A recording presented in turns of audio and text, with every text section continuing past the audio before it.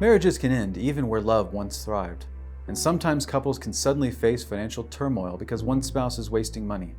I've seen my clients' spouses waste hundreds of thousands of dollars in disgraceful ways, and I want to prevent this from happening to you.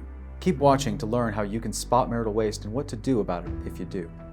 Marital waste is when one of the two spouses starts to deplete the assets of the marriage in anticipation for divorce.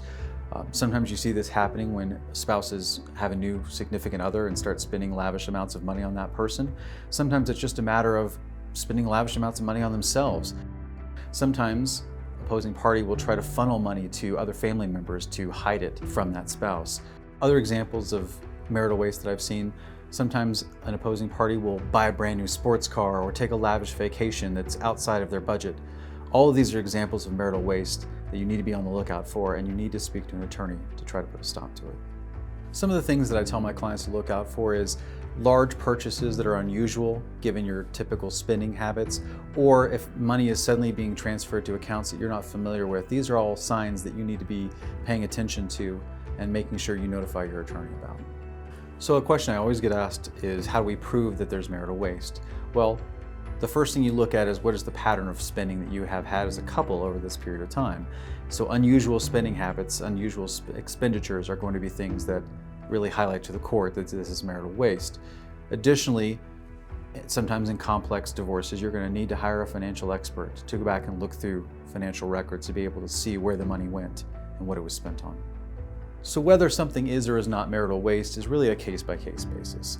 For example, if every year you don't spend more than $1,000 on a vacation, and suddenly right before the divorce your spouse is spending $10,000 for a cruise, that's more likely to be marital waste. Whereas if every year you take a $10,000 cruise, then it's not going to be considered the same. It's a situational analysis, and it's a case-by-case basis. One of the most common times you see marital waste is when your spouse is involved with a new significant other, which is what triggers a divorce. And people often ask, well, because Colorado is a no-fault divorce state, does that mean this doesn't come into play? Well, while it's true, Colorado is a no-fault divorce state, and infidelity is not something that can be considered by the court, it does come into play in marital waste, because although infidelity is not relevant, if your spouse is spending large amounts of money on this new significant other, that is something that could be considered marital waste. Don't let your hard-earned money vanish without a fight.